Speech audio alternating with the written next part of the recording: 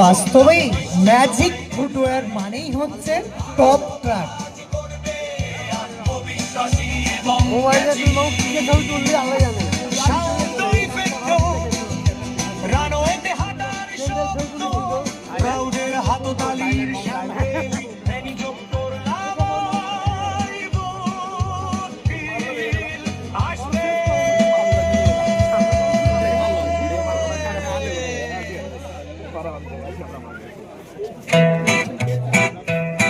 গানের শিরোনাম step by step,